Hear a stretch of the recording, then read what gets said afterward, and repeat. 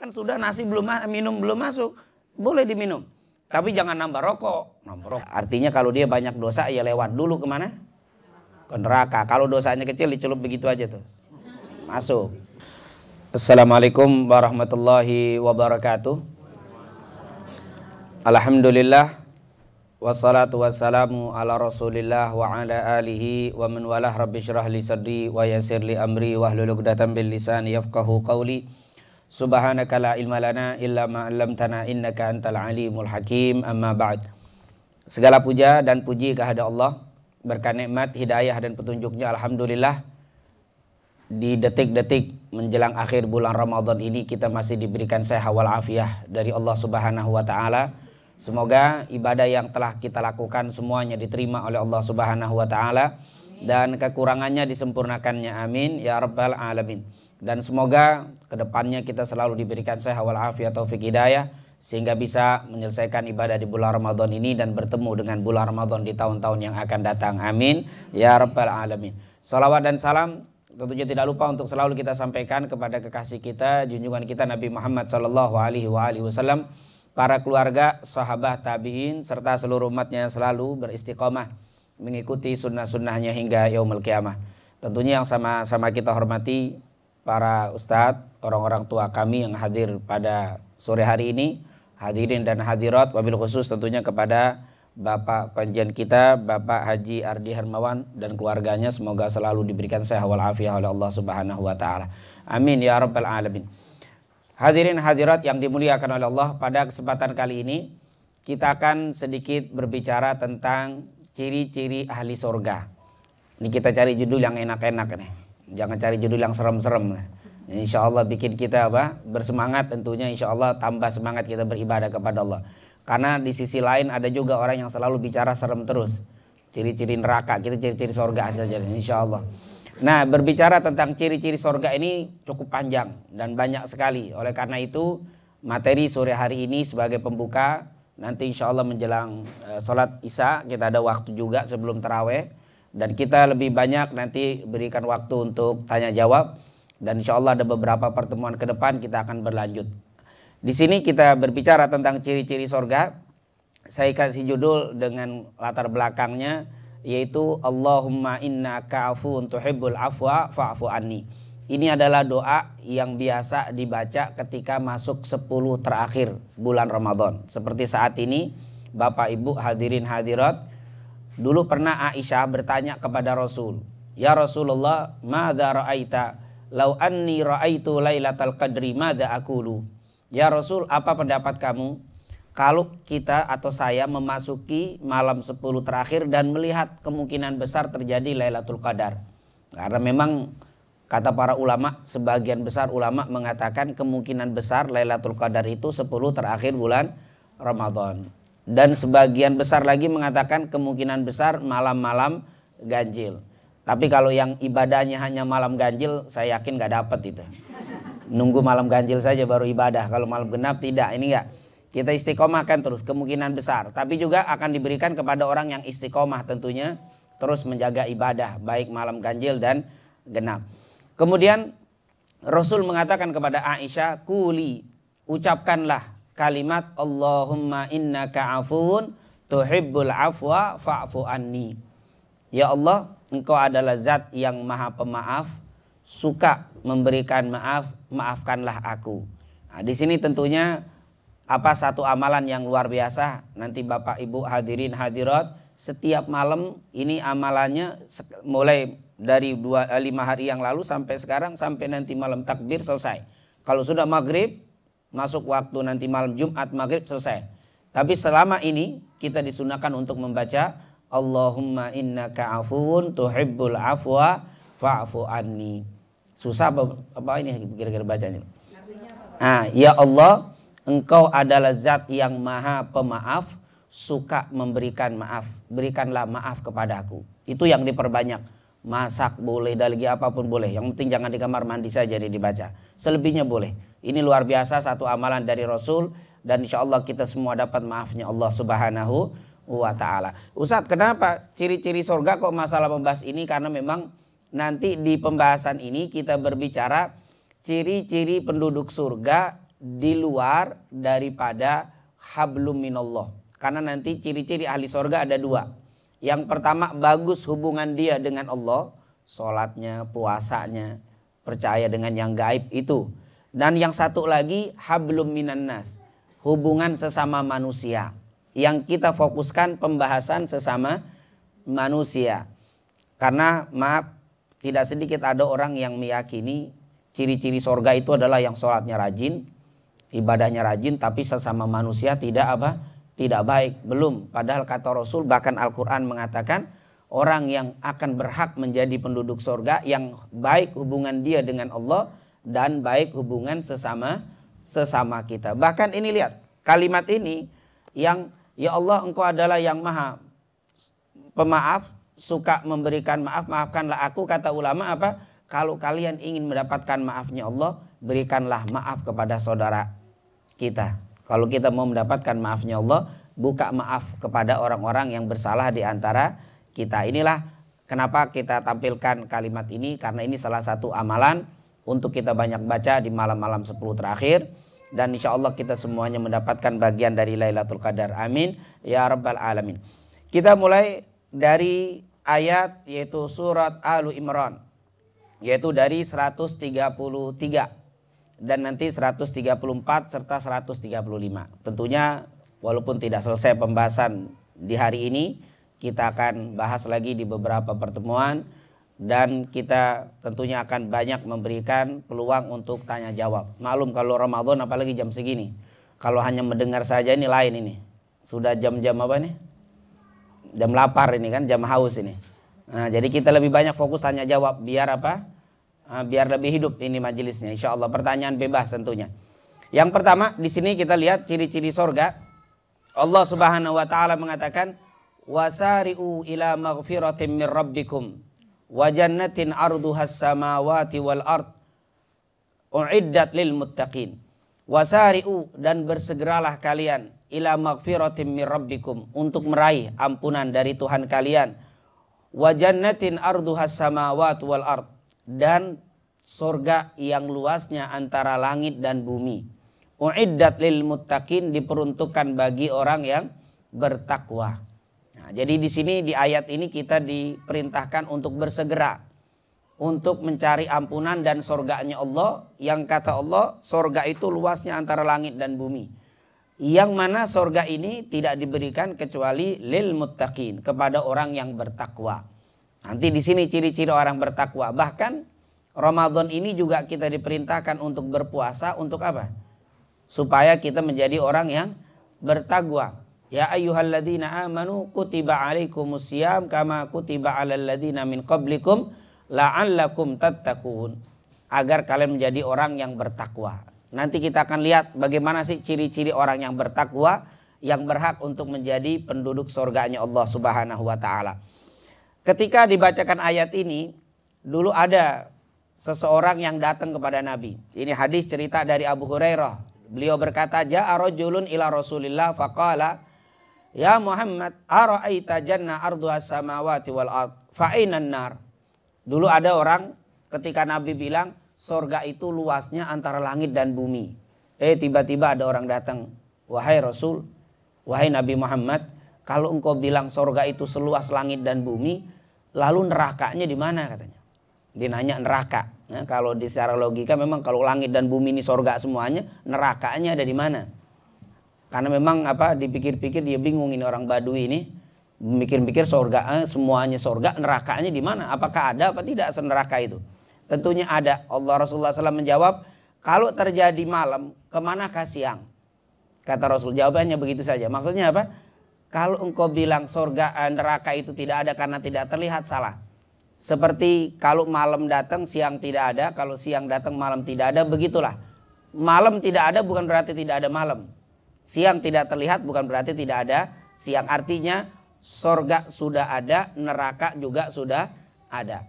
Karena nanti kalau kita baca hadis Rasul sallallahu alaihi wasallam, yang pertama kali diciptakan oleh Allah sebelum manusia cukup banyak, di antaranya adalah surga. Setelah surga, neraka.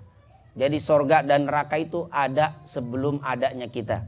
Jadi diciptakan oleh Allah Subhanahu wa taala. Bahkan surga lebih dulu baru neraka. Ini menunjukkan bahwa Allah menghendaki kita semuanya masuk ke dalam surganya Allah Subhanahu wa taala. Oleh karena itu Allah begitu luas memberikan ampunan kepada setiap orang yang hendak meminta ampun. Oleh karena itu kita bingung kalau ada orang yang selalu bicaranya membawa orang ke neraka terus. Dikit-dikit neraka, dikit-dikit neraka. Ini tentunya apa? Tidak sesuai. Justru Allah menghendaki kita semuanya masuk ke dalam surganya Allah. Bahkan kita Bapak Ibu hadirin yang dimuliakan oleh Allah, kalau ada saudara-saudara kita yang belum dapat taufik hidayah, doakan biar dapat taufik hidayah. Jangan malah apa? Disesat-sesatkan atau dineraka-nerakakan. Insya Allah kita semuanya diberikan taufik hidayah oleh Allah Subhanahu wa taala dan dimasukkan ke dalam surganya Allah Subhanahu wa taala. Amin ya rabbal alamin. Nah, yang ayat selanjutnya Allah katakan bahwa surga itu adalah diperuntukkan bagi orang yang bertakwa. Dan siapakah orang yang bertakwa? Nah, disinilah Allah katakan ciri-ciri orang yang bertakwa sebagai penduduk surga, yaitu yang pertama alladzina yunfikuna fis sarra'i wad dharra.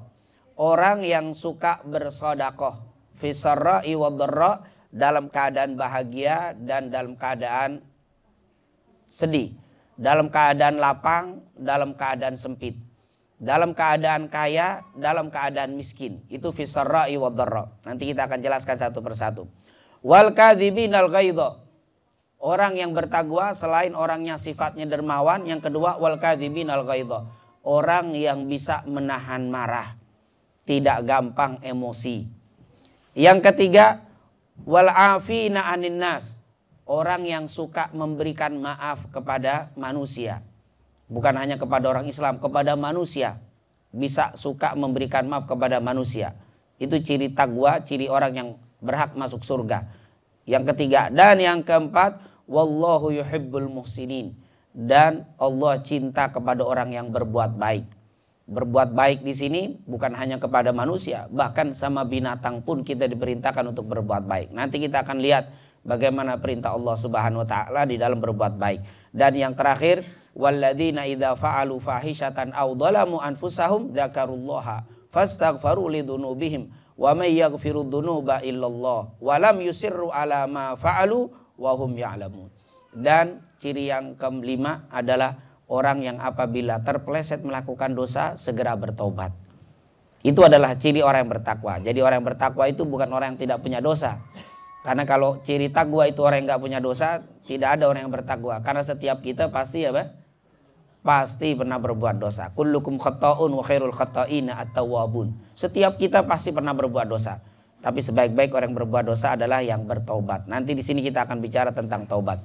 Ada 5 poin yang tentunya kita tidak mungkin menyelesaikan pembahasan ini. 5 poin ciri-ciri orang yang berhak menjadi penduduk surga. Ciri-ciri orang yang berhak mendapatkan surganya Allah. Yang pertama, punya sifat dermawan. Yang kedua, bisa menahan emosi. Yang ketiga, suka memberikan maaf. Yang keempat, suka berbuat baik. Yang kelima, selalu mengiringi perbuatan dosanya dengan istighfar kepada Allah Subhanahu wa taala. Selesai. Itu adalah ciri-ciri orang yang bertakwa dan berhak masuk ke dalam surganya Allah. Kalau kita lihat 5-5-nya ini adalah hablum minan nas, hubungan kita sama kita. Orang Islam kalau punya sifat 5 ini luar biasa. Selain dia sholat 5 waktunya, dia puasa wajibnya, lalu dia hiasi dengan 5 ini, insya Allah kita semuanya berhak untuk masuk ke dalam surganya Allah Subhanahu wa taala. Amin ya rabbal alamin. Jangan ada yang bilang, Ustadz, katanya cukup mengucapkan 2 kalimat syahadat masuk surga walaupun nggak ibadah. Iya betul, tapi masuk surganya kapan? Gitu kan masalahnya. Kan ini cerita masuk surga, ini nggak masuk apa? Neraka dulu. Kalau yang itu juga masuk surga, yang penting sudah berapa? Bertauhid ya. Sudah la ilaha illallah Muhammadur Rasulullah, nggak sholat, nggak puasa, meninggal, masuk surga kita. Masuk, kata ulama masuk, tapi ntar apa? Belakangan. Sudah apa? Karena memang kita bahas tentang orang yang ahli surga, maksudnya tanpa masuk neraka dulu. Jadi jangan bilang, Ustadz kok berat banget jadi apa? Penduduk surga. Saya pernah dengar kok dari Ustadz, yang penting beriman juga masuk surga. Iya, karena orang yang mau masuk surga itu, kata Allah, surga itu adalah tempatnya suci. dan tidak akan dimasuki kecuali orang-orang suci. Artinya kalau dia banyak dosa ya lewat dulu kemana? Ke neraka. Kalau dosanya kecil dicelup begitu aja tuh, masuk. Tapi kalau agak berat digitu-gitu dulu, dia apa? Oh iya, kalau nggak bisa juga direndam dulu. Ada juga yang dia apa? Nah itu tuh yang digerus itu, yang digosok itu yang kita tidak mau. Kita maunya masuk surga tanpa lewat apa? Neraka. Allahumma adkhilnal jannah bighairi hisab. Allahumma adkhilnal jannah bihisabin yasir. Kita minta ya Allah masukkan kami semuanya ke dalam surga tanpa hisab, masukkan kami ke dalam surga dengan hisab yang ringan. Amin ya rabbal alamin. Ini materi tujuan kita. Bukan sekedar penduduk surga orang beriman begitu saja. Masuk surga tanpa hisab, masuk surga dengan hisab yang ringan, masuk surga tanpa masuk ke dalam neraka lebih dulu. Insya Allah kita semuanya dimasukkan ke dalam surganya Allah subhanahu wa ta'ala. Allahumma adkhilnal jannah bighairi hisab. Amin ya rabbal alamin. Yang pertama kita akan bahas, nanti kalau tidak selesai kita teruskan untuk pertemuan pada maghrib, setelah kita berbuka, setelah sholat kita berbuka sambil nunggu waktu isya. Yang pertama yaitu apa? Menafkahkan hartanya baik di waktu lapang maupun sempit. Ini adalah ciri yang pertama. Orang yang bertakwa yang berhak menjadi penduduk surga ini. Alladzina yunfikuna fis sarra'i wad-dharra. Yaitu orang yang bersedekah dalam keadaan sarra wa dharra. Sarra itu dalam keadaan berbahagia. Dharra dalam keadaan susah. Sarra dalam keadaan lapang. Dharra dalam keadaan sempit. Artinya orang yang berhak menjadi penduduk surga adalah mereka yang memiliki sifat dermawan. Ustadz, kalau dalam keadaan kaya wajarlah bersedekah menjadi orang dermawan, tapi orang miskin bisa dermawan. Ini kan jadi masalah. Oh ternyata untuk menjadi orang dermawan tidak harus kaya. Nah, tidak harus kaya. Dermawan itu kalau kita dalam bahasa agama as-shadaqah. Shadaqah itu adalah arti kalau bahasa kita sesuatu yang bisa kita berikan kepada saudara kita yang bisa meringankan beban. Itu namanya shadaqah. Sedekah itu adalah memberikan sesuatu yang bisa meringankan beban saudara kita. Itu namanya sedekah. Berarti tidak harus dengan uang. Kalau yang punya uang alhamdulillah. Nanti kita lihat di sini berbagai macam sedekah. Lihat dari Abdullah bin Abbas dalam hadis Bukhari dikatakan kana Rasulullah ajwadan nas. Rasulullah sallallahu alaihi wasallam itu adalah manusia yang paling dermawan. Wa ajwadu ma yakunu fi Ramadan. Tapi kalau di bulan Ramadan tambah lagi dermawannya Rasul sallallahu alaihi wasallam. Rasul itu manusia yang paling dermawan. Ini tentunya kalau kita bicara tentang dermawannya Rasul luar biasa. Mungkin San Francisco kayaknya nggak ada seperti Rasul Sallallahu Alaihi Wasallam. Dermawannya Nabi di bulan Ramadan lebih. Di luar bulan Ramadan Rasulullah dermawan, tapi di dalam Ramadan ajwad ma yakunu fi Ramadan. Lebih lagi dermawannya Rasul Sallallahu Alaihi Wasallam di bulan Ramadan. Kita coba lihat di sini. Anas bin Malik pernah berkata, ini tentang kedermawanan. Ini kalau kita disuruh dermawan di bulan apa saja bagus. Tapi di bulan Ramadan ini akan apa? Lebih bagus. Dari mana Ustaz dalilnya? Rasul. Rasul kalau di luar bulan Ramadan dermawan. Tapi di bulan Ramadan lebih dermawan lagi. Lihat ditanya Rasulullah. Su'ilan Nabi sallallahu alaihi wasallam fa ayyu sadaqati afdal. Ya Rasulullah, sedekah yang paling afdal itu kapan? Qala sadaqatun fi Ramadan. Sedekah di bulan Ramadan. Jadi di bulan Ramadan ini tingkatkan.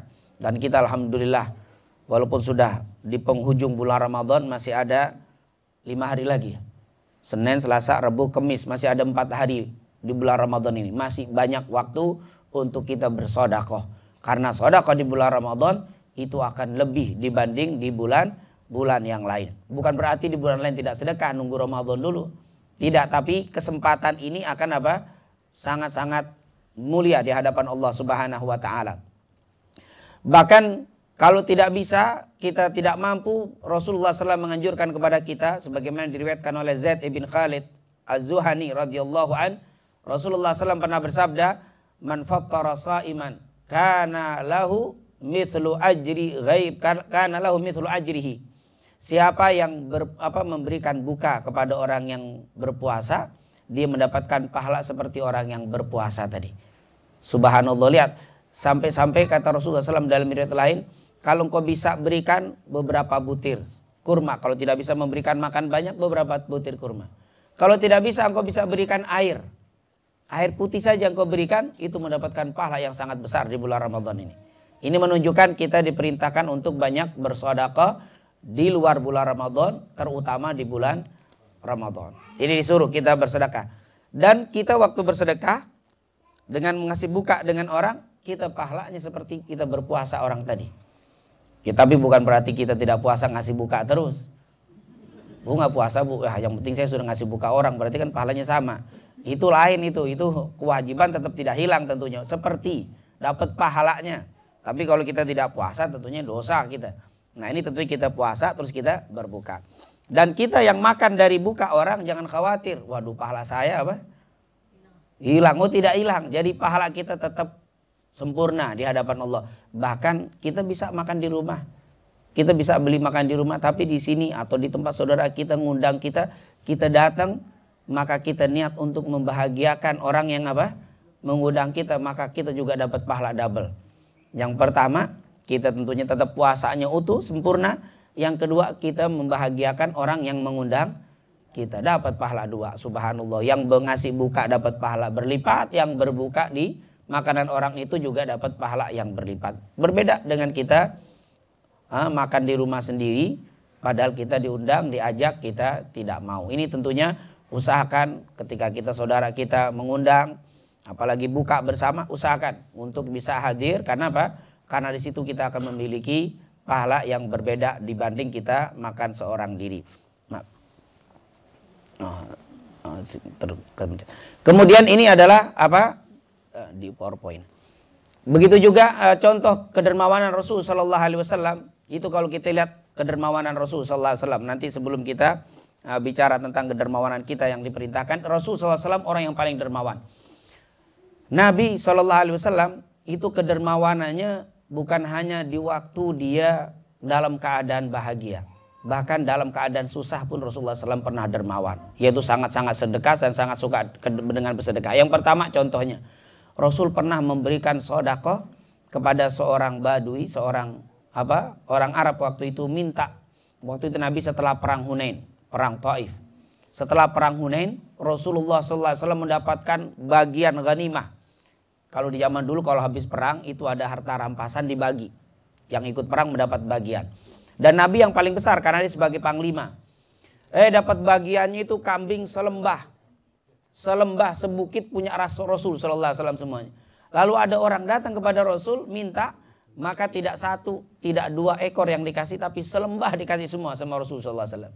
Sampai orang tadi bingung, ya Rasulullah, atas tahzi'uni ya Rasul, apakah engkau menghina, mengejek aku? Aku tidak menghina dan tidak mengejekmu, tidak bergurau, ambil semuanya. Diambil satu wadi. Rasul Sallallahu Alaihi Wasallam, luar biasa sedekahnya Nabi Muhammad Sallallahu Alaihi Wasallam. Dan cukup banyak cerita, bahkan pernah Rasulullah SAW didatangi sama orang yang meminta-minta datang kepada Rasul. Dia bilang, ya Rasulullah, perbekalan saya habis. Saya minta perbekalan kepada kamu. Rasulullah SAW pulang, dicari apa yang ada di rumah, dikasih. Besoknya datang lagi orang itu. Minta lagi. Dikasih lagi sama Rasul Sallallahu Alaihi Wasallam. Besoknya datang lagi. Dikasih lagi sama Nabi Muhammad Sallallahu Alaihi Wasallam. Ini tentunya kalau kita satu hari orang itu datang, kita ahlan wa sahlan, kita terima. Hari kedua kira-kira bagaimana? Datang lagi orang itu. Datang lagi, tapi Nabi terus memberi. Sampai kali yang ketiga atau yang keempat, Rasul tidak ada apa-apa lagi. Akhirnya orang itu datang lagi, ya Rasulullah, saya ingin membutuhkan sesuatu untuk mengadakan perjalanan. Untuk makan. Apa kata Rasul? Sudah tidak ada lagi makanan yang bisa aku berikan kepada kamu. Lalu Rasulullah berkata apa? Pergilah kemana engkau dapati makanan di toko atau warung-warung yang kau dapati, gunakan namaku, nanti aku yang membayarnya. Allah, Rasul Sallallahu Alaihi Wasallam. Inilah kedermawanan Rasul. Ini kita cerita kedermawanan Rasul, jangan langsung dipraktekkan dulu, kita belum kuat nih. Langsung aja besok apa? Banyak utang karena mau sedekah. Jangan dulu, karena nanti sedekah dengan utang, bayar utang dulu. Nah ini tentunya kita cerita apa? Rasulullah Sallallahu Alaihi Wasallam. Bahkan juga ada Abu Bakar As-Siddiq. Waktu ditanya sama Rasul, hai Abu Bakar, apa yang kau sedekahkan hari ini? Apa kata Abu Bakar? Semua hartaku sudah aku sedekahkan. Allah, Rasulullah senyum melihat Abu Bakar seperti itu. Ditanya Umar bin Khattab, Umar bin Khattab, apa yang kau sedekahkan hari ini? Nisfu mali ya Rasulullah. setengah hartaku sudah aku sedekahkan. Tersenyum Rasul sallallahu alaihi wasallam. Tapi ada sahabat lagi namanya Sa'ad bin Abi Waqqas. Waktu itu Sa'ad bin Abi Waqqas mengatakan, aku waktu haji wada ikut haji bersama Rasul sallallahu alaihi wasallam. Dan waktu itu aku sakit. Waktu aku sakit, Nabi Muhammad sallallahu alaihi wasallam menjengukku, dan ketika datang kepada aku bilang, ya Rasulullah, aku ini cerita Sa'ad bin Abi Waqqas. Ya Rasulullah, aku ini sedang sakit parah. Dan aku pikir aku akan meninggal dengan sakitku ini. Dan aku punya harta yang banyak ya Rasulullah. Aku ingin bersedekah semua hartaku. Kecuali sepertiga aku sisakan untuk putriku. Karena aku tidak punya anak banyak kecuali satu putri saja ya Rasul. Harta terlalu banyak. Aku berikan kepada putriku hanya sepertiga. Selebihnya aku sedekahkan semuanya. Apa kata Rasul? Jangan. Lihat, dilarang sama Rasul. Jangan kau berikan. Engkau meninggalkan keluargamu dalam keadaan kaya, tidak meminta-minta kepada orang lebih baik daripada engkau tinggalkan dalam keadaan apa? Miskin dan meminta-minta kepada orang. Kalau begitu aku sedekahkan setengahnya ya Rasul. Jangan, kata Rasul. Kalau begitu aku sedekahkan sepertiganya, selebihnya untuk putriku. Apa kata Nabi? Ats-tsuluts wa tsulusu katsir. Sepertiga cukup banyak. Boleh. Akhirnya kata Rasul sallallahu alaihi wasallam, sepertiga saja yang kau sedekahkan, selebihnya untuk putrimu. Lalu Rasulullah mengatakan, sungguh setiap suapan yang kau berikan kepada istrimu, kepada anakmu itu adalah sedekah. Nah, ini berarti di sini tidak setiap orang boleh mensedekahkan semua hartanya. Ada apa? Tingkatan. Jadi jangan pakai dalil Nabi sedekah semua hartanya. Terus Anda mau sedekah semua hartanya begitu. Tunggu dulu, kita belum apa? Belum sederajat kita. Abu Bakar boleh bersedekah semuanya. Iya. Umar boleh bersedekah setengah hartanya. Tapi Sa'ad bin Abi Waqqas tidak boleh, hanya sepertiga. Berarti di sini sampai sekarang terbanyak orang yang boleh bersedekah itu adalah sepertiga dari hartanya. Misalkan ada seorang bapak meninggal, sebelum meninggalnya dia bilang, nanti kalau saya meninggal semua harta saya kasih ke yayasan. Dia punya anak, punya istri, tidak boleh. Ketika meninggal nggak boleh semua harta ini sudah tertulis wasiat untuk disedekahkan kepada yayasan. Tidak boleh. Cukup diambil sepertiga diberikan ke yayasan. Selebihnya untuk apa? Anak dan istri. Dan ketahuilah bahwa itu namanya wasiat. Wasiat tidak boleh lebih dari sepertiga. Tidak boleh lebih. Kalau dia berwasiat lebih dari sepertiga, hanya sepertiga yang diberikan. Selebihnya untuk keluarganya. Dan kata Rasulullah sallallahu alaihi wasallam, setiap suapan yang kau berikan kepada istrimu adalah sedekah. Subhanallah, luar biasa. Jadi kita jangan sampai ada orang yang bersedekah di luar banyak, tapi sama keluarganya apa? Pelit. Ini jangan. Setiap suapan. Jadi kalau para suami ngelihat istrinya banyak makan, berarti banyak sedekah suami. Alhamdulillah. Apa? Makan terus istrinya. Alhamdulillah itu sedekah. Satu siap. Fi kulli luqmatin adkhaltaha fi imra'atika shadaqah, kata Rasul. Fi kulli luqmah, setiap satu suapan yang kau masukkan ke dalam mulut istrimu adalah sedekah. Subhanallah, bukan satu piring dihitungnya, tapi apa? Suapan. Ini luar biasa, makanya bersyukur kalau punya apa? Anak banyak makan, istri makan banyak. Alhamdulillah banyak apa? Sedekah. Ini luar biasa. Dan kata Rasul, khairukum li ahli wa ana khairukum li ahli. Sebaik-baik kalian adalah yang terbaik terhadap keluarganya. Dan aku adalah yang terbaik terhadap keluarga aku, kata Rasulullah sallallahu alaihi wasallam. Tidak dikatakan dermawan dalam pandangan Allah orang yang di luar banyak sedekah, tapi terhadap istrinya apa? Pelit. Ini istri enak nih, alhamdulillah Ustaz. Begini cara main enak nih Ustaz apa? Tapi nanti ada lagi bab nih selanjutnya. Jangan berhenti sampai sini. Nanti ada lagi pengajian lanjutannya. Ini adalah luar biasa bahwa sedekah itu semuanya apa? Dihitung setiap suapan oleh Allah Subhanahu wa taala. Bahkan sedekah juga kita akan lihat bukan hanya dengan harta. Kalau saya tidak punya harta, saya bisa orang itu ketika mengalami kesulitan saya berdoa supaya Allah angkat kesulitannya. Ini juga termasuk apa? Sedekah. Jadi kalau saya tidak bisa bantu dengan harta saya, dengan doa saya, itu adalah sedekah. Walaupun kadang-kadang orang apa meremehkan. Ustadz doa doang apa? Doa saja tidak bantu. Ini kadang-kadang dianggap remeh. Padahal berapa banyak Allah angkat kesulitan kita berkat apa? Doa. Ini luar biasa. Itu doa jangan diremehkan. Boleh jadi kata para ulama doa itu lebih afdol daripada apa? Sekedar harta. Doa. Oleh karena itu doa itu adalah sedekah. Oleh karena itu kita sebagai orang Islam tidak boleh pernah berhenti selalu membaca doa. Selalu kalau kita berdoa selalu kita iringi dengan untuk kaum muslimin dan muslimat. Makanya kalau kita lihat di khutbah-khutbah Jumat dan yang Allahumma ighfir lil muslimina wal muslimat wal mu'minina wal mu'minat, bahkan al ahya minhum wal amwat, yang hidup dan yang mati. Itu adalah ajaran untuk kita bersedekah. Kalau tidak mampu dengan doa, kita dengan tenaga. Kita bisa dengan tenaga. Karena kata Rasul sallallahu alaihi wasallam, ketika kamu mengangkat barang saudaramu ke kendaraannya, dulu ke unta atau kuda.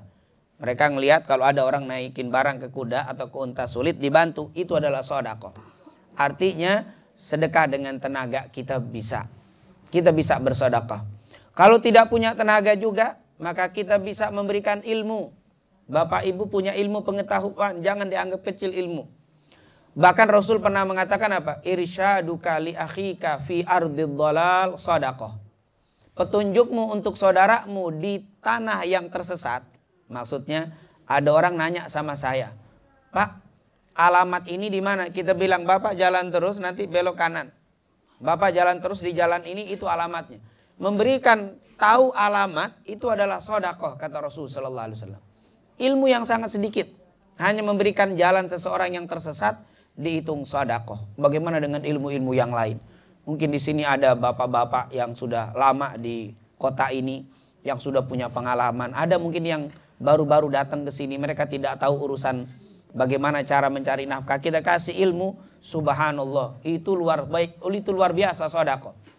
Dengan ilmu kita, anak ini mulai bekerja dan bisa menghidupi keluarganya. Setiap dia mendapatkan rizki, kita mendapatkan bagian pahala dan dihitung sedekah. Oleh karena itu kepada para senior, orang-orang tua kami yang di sini yang sudah cukup lama di sini, yang sudah berpengalaman, jangan pelit untuk berbagi pengalaman, karena ini adalah sedekah yang bisa luar biasa di hadapan Allah Subhanahu wa taala untuk membantu saudara-saudara kita yang muda-muda ini, tentunya yang belum begitu banyak tahu ini adalah sedekah. Bahkan semua kebaikan. Dan yang terakhir kata Rasul sallallahu alaihi wasallam, tabassumuka fi wajhi akhika sedekah. Kata Nabi, kalau kita tidak punya harta, tidak bisa berdoa, tidak punya tenaga, tidak punya ilmu yang kita berikan kepada saudara kita, masih bisa tabassumuka fi wajhi akhika sedekah. Senyummu ketika bertemu saudaramu adalah sedekah.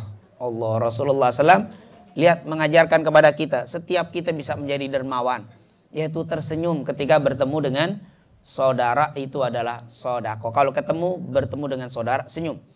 Apalagi bulan Ramadan, ini adalah bulan sedekah. Makanya bulan Ramadan bulan apa? Bulan suci, dan kita disuruh banyak bersedekah. Kalau punya harta alhamdulillah. Enggak punya, banyak doa di bulan Ramadan untuk saudara kita. Tidak bisa, maka banyak membantu dengan tenaga. Lemes karena berpuasa, bantu dengan ilmu. Tidak bisa, banyak senyum bulan Ramadan. Ketemu saudara kita walaupun lapar, haus, tetap apa? Tersenyum. Itu adalah sedekah. Nabi Muhammad SAW tidak pernah kalau ketemu orang tidak senyum. Pasti Rasulullah senyum. Hatta ketemu musuhnya. Kalau ketemu pertama senyum Rasul. Tapi nanti ketika orang itu melakukan sesuatu yang tidak sesuai dengan Islam, baru Rasulullah kelihatan mukanya berubah. Tapi kalau ketemu pertama senyum Rasulullah. Apalagi kita, sesama kita bertemu, luar biasa. Senyum adalah sedekah yang dicontohkan Nabi kita, Nabi Muhammad sallallahu alaihi wasallam. Insyaallah kita semuanya betul-betul bisa menjadi orang dermawan di bulan Ramadan ini dan di luar bulan Ramadan, dan semoga kita semuanya termasuk mendapatkan sifat yang pertama, memiliki sifat yang pertama yaitu dermawan, sehingga bisa digolongkan sebagai orang-orang yang bertakwa. Amin ya rabbal alamin. Itu mungkin yang bisa saya jelaskan. Dan sudah waktu jam berapa? Nanti 8.34. Oh ya, taib, kita buka tanya jawab. Kita ambil poin yang pertama, nanti poin yang kedua kita akan lanjutkan, yaitu menjelang berbuka. Kalau ada yang bertanya silakan, baik tentang kedermawanan silakan, atau mungkin bab yang lain. Tafadhol.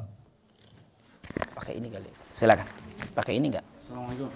Waalaikumsalam. Oh, kenceng ya. Silakan. Saya mau bertanya tentang malam Lailatul Qadar. Nah. Jadi malam itu kalau dibilang memang ada di 10 malam terakhir, apakah itu sifatnya absolut atau relatif terhadap masing-masing yang berusaha mendapatkan. Jadi contohnya kalau saya bilang absolut, misalnya jatuh pada tanggal 25 malam ke 25 misalkan ya. Berarti kalau udah jatuh malam 25 nggak mungkin lagi ada yang dapat di malam 27 atau nggak ada lagi yang dapat di malam 29. Terus pertanyaan kedua ya, ciri-cirinya seperti apa? Iya. Iya, betul. Ini memang berkaitan apakah bisa mungkin terjadi tanggal 25 atau mungkin bisa juga 2 kali atau 3 kali, atau bagi seseorang hari ini nggak dapat mungkin 27-nya dapat, atau 1 hari saja. Kalau dari penjelasan para ulama 1 hari saja. Kalau dari penjelasan para ulama dari hadis-hadis Nabi Muhammad SAW yang ada, kalau sudah ada terjadi misalkan 25, maka kedepannya tidak ada. Tetapi jangan salah paham.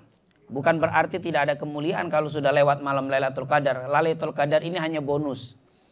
Nah, bukan berarti percuma saya puasa, percuma saya malam ganjil, tapi tidak dapat. Itu kata-kata percuma tidak. Kenapa? Karena sekali lagi ini hanya bonus. Nah, kalau dapat, alhamdulillah merupakan sebuah nikmat yang sangat besar. Kalau lewat juga tidak jadi masalah, karena tetap saja malam 27, 29 dan seterusnya tetap ada keistimewaan yang luar biasa. Itu hanya bonus. Nah, di sini kata para ulama berdasarkan keterangan dari hadis ya, yang ada satu malam hanya 1. Karena bahkan dikatakan apa, tanazzalul malaikatu warruhu fiha biidzni rabbihim min kulli amr salamun hiya hatta matla'il fajr. Hanya dari maghrib sampai subuh. Setelah itu maka tidak ada lagi. Esoknya pun tidak ada lagi. Hanya sekali saja. Dan ini luar biasa. Sekali lagi apa, penjelasan dari ulama tidak berulang-ulang. Begitu juga jangan ditanya lagi tentang apa, Ustadz, kan malam kadang berbeda di Indonesia. Kita masuk di sini malam, di sana apa? Pagi. Pas kita mulai masuk maghrib, di sana sudah mulai pagi. Ini Lailatul Qadar di Indonesia apa di Amerika sendiri, apa Indonesia sendiri ini? Nah, apakah masing-masing negara ada? Tidak. Kata para ulama 1. Lalu kapan terjadinya? Wallahu a'lam. Saya berusaha untuk mencari dari beberapa referensi kita para ulama salaf juga tidak apa? Sulit. Makanya di sini kita hanya mengatakan idza arada syai'an ayyaqula lahu kun fayakun. Pasti Allah Maha tahu apakah bagaimana. Nah, kita tinggal saja bergerak, berusaha, berikhtiar, beribadah sebaik-baiknya. Nah, kita pasrahkan urusan ini kepada Allah. Karena kalau dilogikakan tidak ada. Saya tidak pernah mendapatkan ulama yang melogikakan. Karena kalau kita paksakan melogikan, akhirnya nanti menjadi apa? Menjadi malah salah. Itu adalah apa pendapat dari para ulama. Jadi memang hanya 1 malam, Pak. Jadi lebihnya tidak ada, sampai kedua, ketiga tidak ada. Kemudian yang kedua, apakah ciri-cirinya ada tertentu?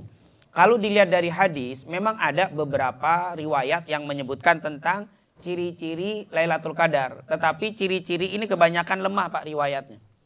Bahkan ada yang palsu riwayatnya. Ciri-ciri yang di dalam hadis disebutkan, tapi ini hadisnya lemah semua. Hanya 1 yang hadisnya sahih. Hanya 1 yang sahih. Ada yang mengatakan di malam itu tidak ada suara binatang sama sekali. Tidak ada lolongan anjing. Tidak ada suara binatang sama sekali. Tapi itu hadisnya lemah. Ini tentunya kalau di San Francisco masih banyak pohon, masih bisa banyak binatang, masih diperhatikan. Tapi kalau di tengah kota yang tidak ada pohon kan susah juga. Nah, ini memang hadisnya juga ini lemah. Yang kedua, di malam itu air seperti menjadi beku. Air yang tadinya encer begitu menjadi apa? Beku. Tapi itu riwayatnya lemah juga. Artinya sangat-sangat tidak bisa dijadikan dalil. Bahkan ada yang mengatakan air laut menjadi tawar. Oh, nanti di pinggir laut pada minggir semua mencap apa?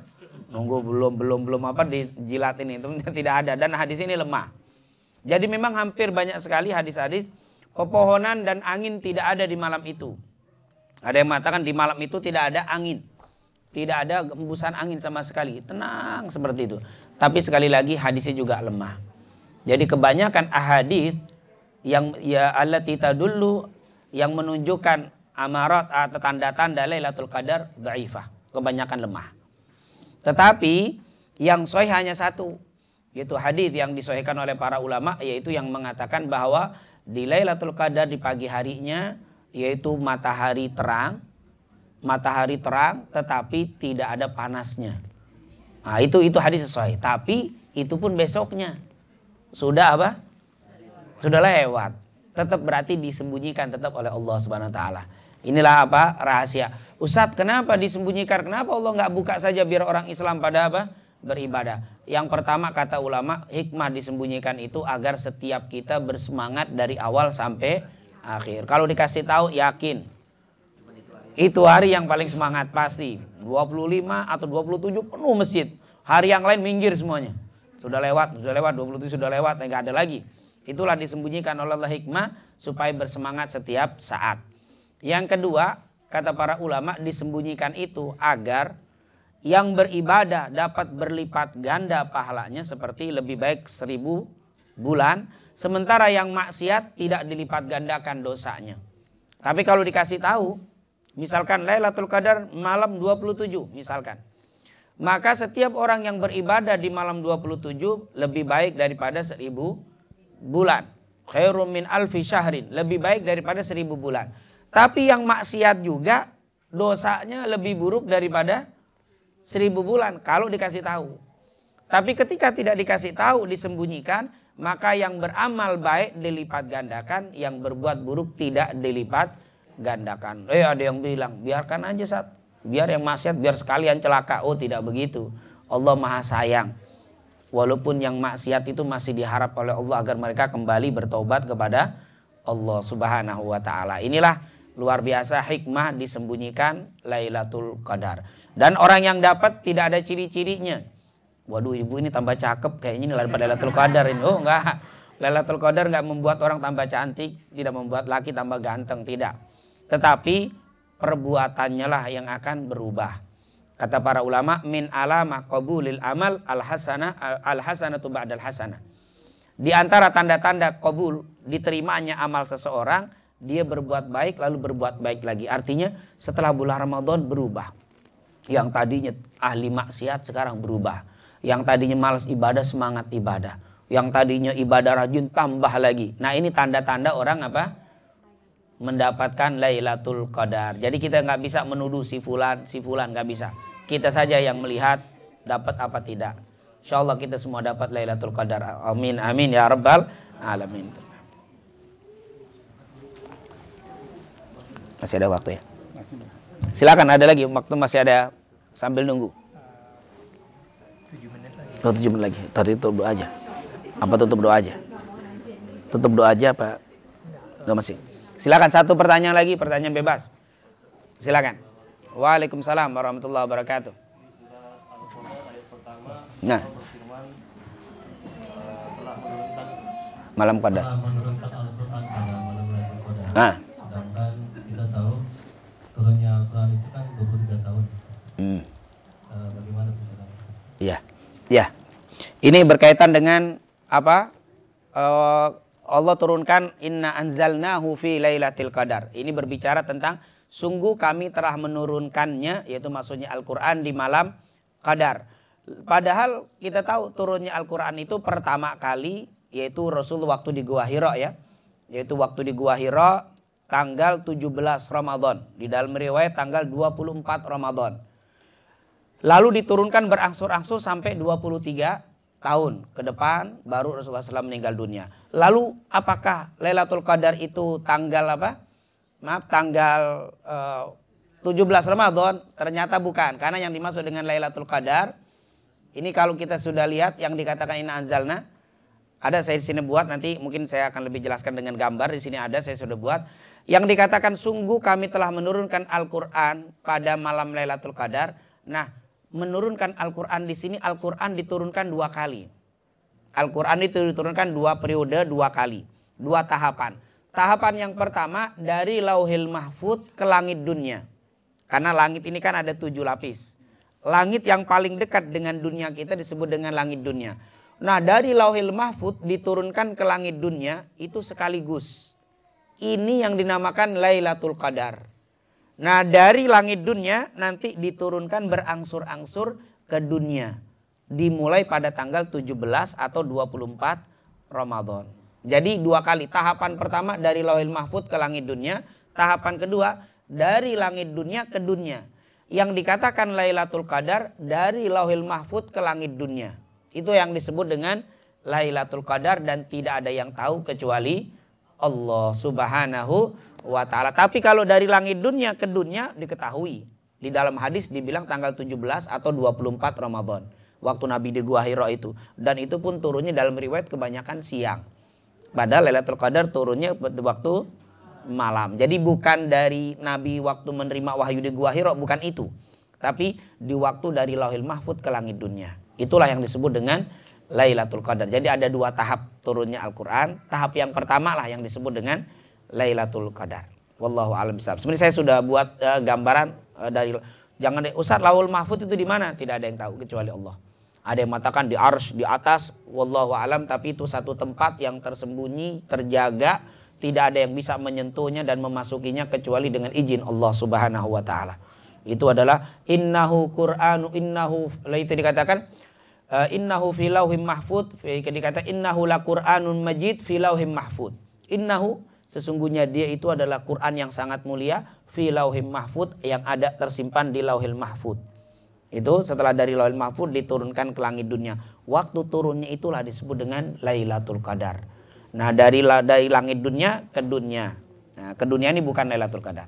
Nah, itu adalah apa yang dikatakan inna anzalnahu fi lailatil qadar. Wallahu a'lam bishawab. Tapi mungkin Ibu ada yang bertanya, bebas pertanyaan, nggak mesti Lailatul Qadar. Nah, silakan. Terakhir ini sebelum kita doa. Waalaikumsalam warahmatullahi wabarakatuh. Jadi pertanyaan, kalau misalnya di masjid itu kita mau buka puasa ditambahkan waktunya sekitar 2-3 menit dari adzan, itu penjelasannya gimana ya Pak? Pertanyaan yang kedua, Oh, ya. apakah muazin yang mengadakan adzan dia harus break iftarnya dulu, setelah itu baru adzan? Iya. Saya jawab yang pertama, yang kedua dulu. Betul bahwa yang paling afdol seorang muadzin batalkan dulu. Batalkan dulu baru apa? Adzan. Yaitu makan, ya makan ringan saja, jangan makan nasi kelamaan, nanti makan apa? Kurma atau teh, batal sudah baru adzan. Setelah itu dia makan. Itu yang pertama yang paling afdol begitu. Untuk dia sendiri. Ya kalaupun dia adzan nggak jadi masalah, tapi tidak sunnah. Sunnahnya itu kata Rasulullah SAW, orang itu akan menjadi tetap baik kalau dia mensegerakan buka. Oleh karena itu dia segerakan batalkan dulu baru adzan. Yang kedua, bagaimana ada sebagian misalkan pas sudah masuk waktu adzan, sudah waktunya berbuka, kemudian ditunda beberapa 2 atau 3 menit. Bagaimana? Sebenarnya tidak. Yang paling afdol kalau memang sudah jelas-jelas masuk waktu, langsung. Itu yang paling bagus. Jangan ditunda. Kalau ditunda, mungkin semenit 2 menit ya boleh jadi mungkin dia berhati-hati, silakan saja. Tapi kalau memang sudah pasti, karena memang di dalam berbuka sama sahur beda Ibu. Kalau saya bangun sahur, waduh sudah jam berapa nih? Jam 4 sedikit lagi berbuka saya makan. Pas selesai makan minum kenyang, nggak taunya sudah qomat. Berarti sudah apa? Tadi pas kita selesai minum, selesai Allahu Akbar, asyhadu an la, berarti sudah qomat, berarti adzannya sudah apa? Sudah tadi saya makan adzan sah. Walaupun kita makan sudah, ini cerita nggak tahu Bu ya. Jangan pura-pura nggak tahu, ini lain ini loh. Ini saya cerita bangun jam 4, ternyata jam saya apa? Kelamaan. Jadi saya makan ternyata sudah subuh, nggak sah. Jumhur ulama sah, teruskan, tidak apa-apa. Kecuali kita tahu, kita teruskan baru batal.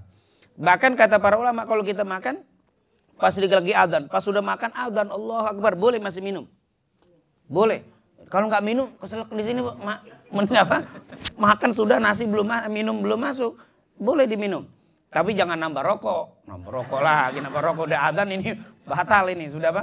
Ini minum saja selesai, sudah bisa selesai. Boleh. Selama dia masih Allah, masih terus sebelum la ilaha illallah, kalau sudah la ilaha illallah selesai. Jadi selama masih adzan itu diperbolehkan. Kalau memang tadi yang terlambat. Kemudian berbeda dengan berbuka. Kalau berbuka salah walaupun semenit batal. Walaupun semenit. Oh kalau di perjalanan. Oh kalau di perjalanan lagi nih. Kalau di perjalanan ini cerita kita di sini nunggu. Sudah adzan belum? Sudah main minum aja. Belum, batal kita. Batal. Makanya jangan hati-hati. Kalau di sini alhamdulillah iklannya aman. Kalau di Indonesia ada iklan teh botol itu, Bu. Adzan itu. Adzan apa iklan itu adzan itu. Kadang-kadang orang adzan di TV nggak taunya pas diminum masih apa? Iklan, batal dia. Makanya di sini kata para ulama mesti hati-hati untuk urusan apa? Untuk urusan sahur, berbuka. Untuk sahur ringan, tapi untuk berbuka mungkin tadi Ibu yang ngasih apa? Ya mulur sedikit itu ya, diundurkan sedikit semenit 2 menit, khawatir apa? Takut begitu. Itu boleh saja. Tapi kalau memang sudah pasti benar pas, sebenarnya lebih afdol itu disegerakan. Kecuali maaf kaum Syiah ya. Kalau kaum Syiah itu dianjurkan sampai gelap. Jadi kalau sudah adzan nggak boleh berbuka sampai gelap. Artinya sekitar 1/4 setelah adzan baru mereka berbuka. Tapi tidak seperti kita kalau sunnah tetap dianjurkan disegerakan. Itulah berkaitan apa yang bisa kita bahas. Sekali lagi semoga apa yang kita pelajari mendapatkan keberkahan dan keridhaan dari Allah Subhanahu wa taala, dan semoga semua amal ibadah kita semua diterima oleh Allah Subhanahu wa taala, dan semoga Allah terima puasa kita, ibadah kita, qiyamul lail kita, dan Allah maafkan dan Allah ampuni dosa-dosa kita semuanya. Amin amin ya rabbal alamin. Allahumma la tada' lana dzanban illa ghafartah wala hamman illa farajtah wala maridan illa syafaitah wala hajatan min hawaijid dunya wal akhirah hiya laka ridan illa qadaitaha wa yassartaha bi rahmatika ya arhamar rahimin. Allahumma taqabbal siyamana wa qiyamana wa ruku'ana wa sujudana wa tadarru'ana wa qira'atana wa jami' ibadatina wa tammim taqsirana bi rahmatika arhamar rahimin. Rabbana atina fid dunya hasanah wa fil akhirati hasanah wa qina adzabannar. Wa sallallahu ala sayidina Muhammadin wa ala alihi washabihi wasallam. Walhamdulillahi rabbil alamin. Assalamualaikum warahmatullahi wabarakatuh. Assalamualaikum warahmatullahi wabarakatuh. Alhamdulillah wassalatu wassalamu ala rasulillah wa ala alihi wa man walah. Rabbi syrah li sadri wa yassir li amri wahlul 'uqdatam bil lisan yafqahu qawli. Subhanaka la ilma lana illa ma 'allamtana innaka antal alimul hakim. Amma ba'd. Segala puja dan puji kepada Allah, salawat serta salam kepada junjungan kita Nabi Muhammad sallallahu alaihi wasallam, para keluarga, sahabat, tabi'in serta seluruh umat yang selalu beristiqomah mengikuti sunnah-sunnah hingga yaumul qiyamah. Ini melanjutkan pertanyaan tentang Al-Quran tadi, yaitu bahwa Al-Quran ini diturunkannya di malam Lailatul Qadar. Seperti yang saya katakan bahwa Al-Quran ini bal huwa Qur'anum Majid fi lauhim mahfud, bahwa Quran itu pertama disimpan di Lauhil Mahfud, kemudian diturunkan oleh Allah di malam Lailatul Qadar, yaitu di bulan Ramadan. Seperti yang kita lihat di dalam Al-Quran, Syahrul Ramadan alladzi unzila fihil Quran, bulan Ramadan di dalamnya turunnya Al-Quran. Dan waktu turunnya Al-Quran itu dijadikan Lailatul Qadar. Jadi Al-Quran disimpan di Lauhil Mahfud, diturunkan di bulan Ramadan, dan waktu turunnya Al-Quran dijadikan Lailatul Qadar. Dan seperti yang kita lihat di sini, proses turunnya Al-Quran 2 kali. Yang pertama ini dari Lauhil Mahfud ke langit dunia, dan tidak ada yang mengetahuinya kecuali Allah Subhanahu wa taala, dan malam ini dijadikan malam Lailatul Qadar. Ini yang disebut dengan Lailatul Qadar, yaitu inna anzalnahu fi Lailatul Qadar. Sesungguhnya kami telah menurunkannya Al-Quran di malam Lailatul Qadar, yaitu dari Lauhil Mahfud ke langit dunia. Ini yang disebut dengan Lailatul Qadar, dan tidak ada yang mengetahui kecuali Allah. Sementara dari langit dunia ke dunia ini diketahui. Dalam hadis ada yang mengatakan tanggal 17 atau 24 Ramadan. Dan ini tentunya nanti turun berangsur-angsur selama 23 tahun. Dan bukan Lailatul Qadar ini. Jadi dari langit dunia saat Nabi di Gua Hira ini bukan Lailatul Qadar. Itu mungkin gambaran tadi ya. Jadi supaya kita faham kalimat inna anzalnahu fi Lailatul Qadar. Periode pertama dari Lauhil Mahfud ke langit dunia. Periode kedua dari langit dunia ke dunia. Itu yang disebut dengan Lailatul Qadar. Kemudian kita kembali ke pembahasan kita, ciri-ciri orang yang bertakwa. Yang pertama sudah kita jelaskan tadi bahwa orang yang bertakwa yang pertama cirinya adalah orang yang dermawan. Dan sudah kita jelaskan bahwa Rasulullah SAW adalah orang yang paling dermawan. Dan kedermawanan Nabi meningkat ketika masuk ke dalam bulan Ramadan. Dan Rasulullah SAW juga menjelaskan bahwa di bulan Ramadan ini merupakan bulan yang paling mulia kalau kita bersodakoh. Dan sudah kita jelaskan bagaimana sodakoh itu bisa dengan harta kita, bisa dengan tenaga kita, bisa dengan doa kita, bahkan dengan ilmu kita, bahkan juga dengan senyum kita ketika bertemu saudara kita. Ini disebut dengan sodakoh. Ini adalah sifat yang pertama orang yang bertakwa. Dan pada kesempatan kali ini kita membahas sifat orang yang kedua, yang ciri-ciri orang yang bertakwa yang layak untuk menjadi penghuni surganya Allah. Siapa itu? Wal kadhiminal ghaidha, dan orang yang menahan marah, menahan emosi. Ini dikali di dalam Al-Quran, wal kadhiminal ghaidh Wal kadhimin ini orang yang menjaga al-ghaid, marah. Di dalam bahasa Arab, al-ghaid itu marah. Di dalam bahasa Arab juga dikenal al-ghadab. Al-ghadab juga marah. Tetapi kalau al-ghaid itu menahannya tidak terlihat. Kalau menahan marah al-ghadab itu masih terlihat. Ini kalimat menahan marah wal kadhimin al-ghaidha. Misalkan begini, ketika saya marah dengan seseorang, saya tidak bicara. Tapi ketika saya keluar dari pintu ini, pintunya dia apa? Emang nggak marah tapi apa? Kelihatan itu marah. Nah itu namanya al-ghadab. Tapi kalau al-ghaid tidak terlihat, dia biasa saja. Dia nutup dengan perlahan, tidak terlihat tanda-tanda marah. Ini yang dikatakan wal kadhimin al-ghaidha. Orang yang menahan marah. Oh luar biasa. Ini ciri-ciri orang yang bertakwa. Dan itu sudah dididik di bulan Ramadan. Makanya Allah katakan Ramadan ini diperintahkan untuk kita berpuasa la'allakum tattaqun, agar kalian menjadi orang yang beriman dan bertakwa. Kenapa? Karena di bulan Ramadan kita dididik untuk sabar. Bahkan di dalam hadis Rasulullah SAW, kalau seseorang wa ini mru'un qatalahu aw syatamahu faqul inni shaim. Kalau kamu sedang puasa, ada yang mengejekmu atau mengajak kamu bertengkar, ucapkan aku sedang berpuasa. Lihat bagaimana kita di bulan Ramadan ini dididik untuk apa? Sabar, luar biasa. Oleh karena itu kalau orang yang berhasil dengan Ramadannya, dia akan tambah sabar. Karena sabar ini bisa menahan marah, ini sebagai salah satu ciri orang yang bertakwa. Kita lihat di sini berbicara tentang ciri orang yang bertakwa di bulan Ramadan dan orang yang sabar ini. Berkata Abu Hurairah, Rasulullah SAW dulu pernah didatangi oleh seseorang. Anna rajulan qala lin Nabi sallallahu alaihi wasallam ausini. Dulu ada pernah seseorang datang kepada Nabi dan berkata, "Ya Rasulullah, berikan wasiat kepadaku." Maka Nabi berkata, "La taghdab." Faraddada miraran. Nabi bilang, "Jangan marah, jangan marah, jangan marah."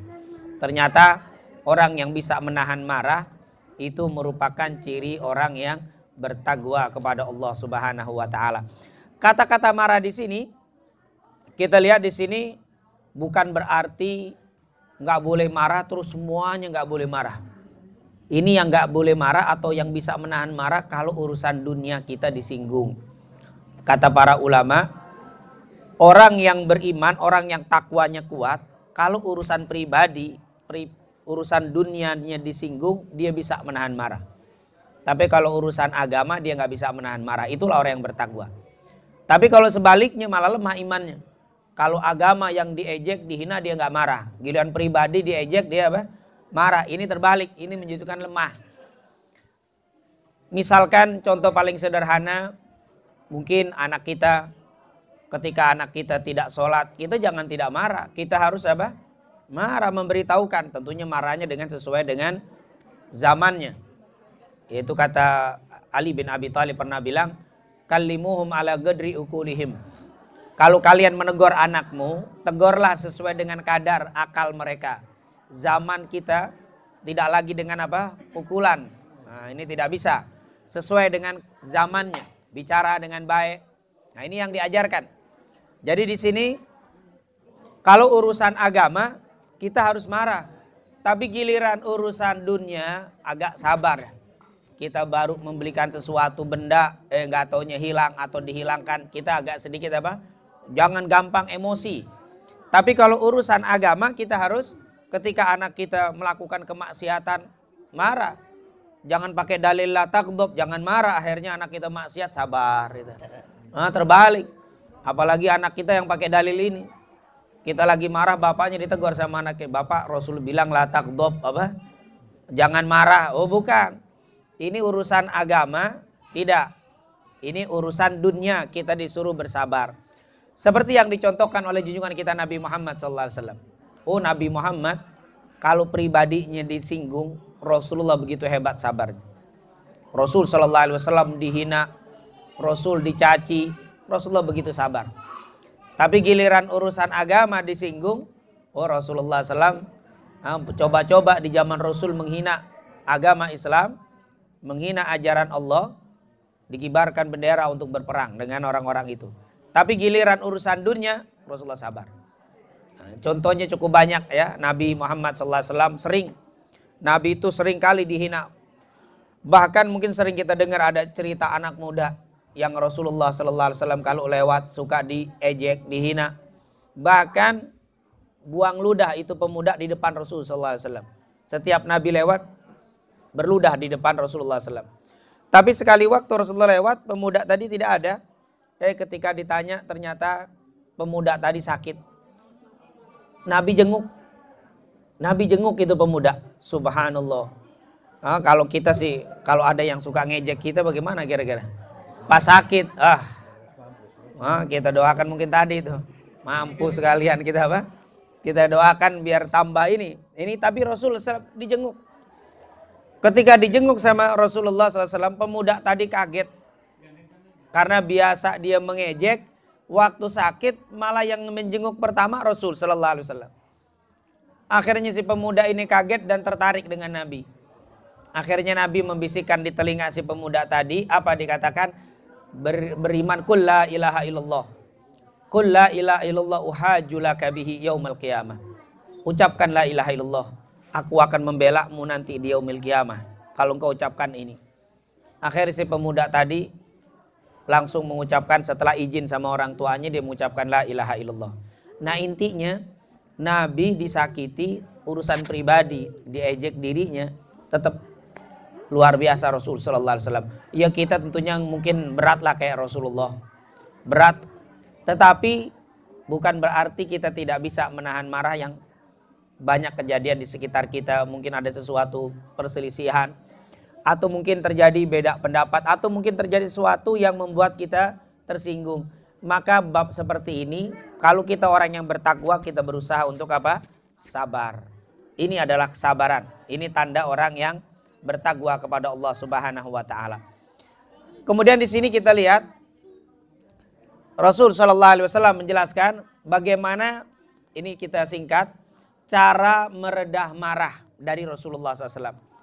Ya kadang-kadang kita sudah berusaha menahan, tapi kadang-kadang terjadi juga sesuatu yang membuat kita marah. Ini bagaimana kalau terjadi marah dalam diri kita? Sini ada beberapa resep dari Rasul sallallahu alaihi wasallam.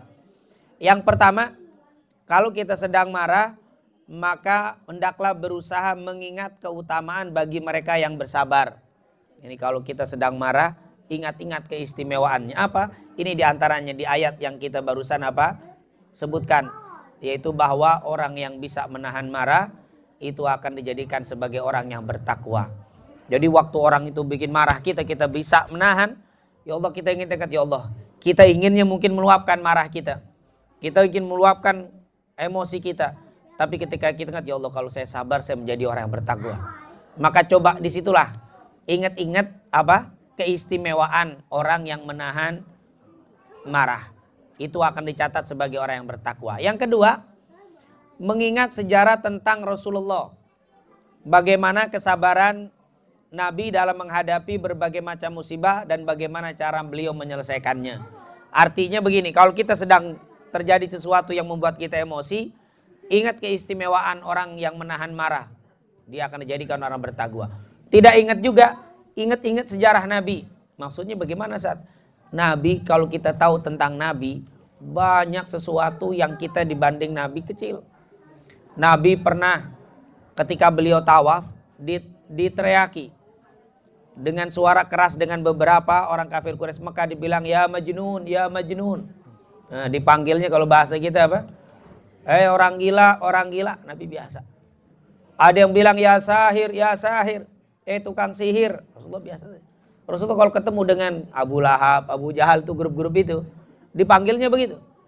Nabi kalau mau angkat tangan supaya itu orang mati di tempat, mati itu orang. Tapi Nabi tidak pernah, dia sabar. Bahkan Nabi pernah setelah meninggalnya Khadijah ini istrinya Nabi. Dan juga paman yang bernama Abu Thalib. Ini dua orang yang menjaga Rasul. Ketika mereka berdua meninggal, Nabi seringkali kalau pulang ke rumah, di depan rumahnya sudah banyak kotoran hewan. Diletakkan sama orang-orang kafir, sama orang yang tidak suka sama Nabi. Tapi Nabi tidak pernah bersumpah untuk mereka. Terus inilah Rasulullah SAW. Makanya kata ulama, idza asabatka musibatun tusja biha fadhkur musabaka bin nabiyyi Muhammadi. Apabila kamu terkena musibah, ingatlah musibah yang pernah menimpa Rasulullah, maka musibahmu akan menjadi kecil. Artinya musibah kita tidak seberapa dibanding Nabi kita Nabi Muhammad Sallallahu Alaihi Wasallam. Ingat-ingat sejarah. Ternyata kita nggak bisa juga, masih juga emosi. Maka ada beberapa amalan dari Rasul. Yang pertama, membaca ta'awud. A'udzu billahi minasyaitonir rajim. Jadi kalau kita sedang marah, ucapkan a'udzu billahi minasyaitonir rajim. Karena memang di dalam Al-Qur'an, di dalam surat Al-A'raf itu dikatakan bahwa kalau kita sedang marah diperintahkan baca a'udzu billahi minasyaitonir rajim. Artinya aku berlindung kepada Allah dari godaan syaitan. Karena kalau kita sedang marah, syaitan itu masuk. Dan setan mulai menggoda kita, mengingat semua keburukan orang tadi. Maka kita segera membaca a'udzubillahi minasyaitonir rajim. Yang kedua, ini tentunya cukup banyak dalilnya baik dari Quran dan hadis. Kemudian yang kedua, yang setelah mengingat keistimewaan menahan marah, mengingat sejarah Rasul. Yang ketiga yaitu mengucapkan a'udzu. Yang keempat, merubah posisi. Di dalam hadis, idza ghadiba ahadukum wa huwa qa'im falyajlis. Apabila kalian sedang marah dalam keadaan berdiri, falyajlis, hendaklah duduk. Fa in dhahaba, kalau memang pergi itu marahnya alhamdulillah. Kalau tidak, maka falyattaji, berbaring. Jadi kalau kita berdiri lagi marah, disuruh duduk oleh Rasulullah SAW. Nah, ternyata duduknya kita itu meredah. Makanya kalau kita lihat kalau orang sedang emosi berdiri, kita suruh apa? Duduk-duduk. Nah itu redah marahnya. Kalau bapak ibu belum hilang juga tuh marah, duduk, rebah. Mungkin masuk ke kamar tidur. Itu kata Rasulullah SAW. Ustadz, saya melakukan itu tetap marah juga. Tidak apa-apa. Kita lakukan dulu sunnah Nabi Muhammad. Jadi marahnya saja bisa berpahala kita. Kalau ingat apa? Ini yang disuruh sama Nabi. Saya duduk, ikut Rasulullah. Saya tidur, berbaring, ikut Rasulullah. Berbuatnya kita itu mendapatkan pahala. Marahnya bisa berpahala kalau kita mengikuti Rasulullah Sallallahu Alaihi Wasallam. Kemudian kalau tidak bisa juga, maka berdiam diri. Idza ghadiba ahadukum falyaskut. Kata Nabi, kalau kalian marah, diam. Karena kalau kita marah bicara, yang pertama bicara kita tidak terkontrol. Maklum orang sedang marah, darah pun jalan apa? Tidak normal. Akhirnya otak pun tidak berjalan baik ketika dia berbicara sembarangan. Ini yang dikelarkan, diam. Yang kedua kata Rasul dan ulama menjelaskan, kalau orang sedang marah maka hukumnya sama seperti tidak marah. Misalkan saya bilang begini, bapak begini, kita ucapkan kalimat kotor, tetap dosanya sama seperti kita dalam keadaan tidak marah. Jadi jangan bilang, oh nggak kena dosa kalau lagi marah. Oh tidak, tetap dosa. Seandainya dia berbicara misalkan orang emosi sampai mengeluarkan kalimat murtad dia. Kalau seandainya berbicara suami istri bertengkar, lalu suaminya marah, mengucapkan kamu saya cerai, jatuh cerai. Jadi hukumnya sama seperti orang normal. Salah yang mengatakan, ada pendapat yang mengatakan kalau sedang marah suami berbicara menceraikan istri tidak jatuh cerai. Yang benar jatuh cerai walaupun marah.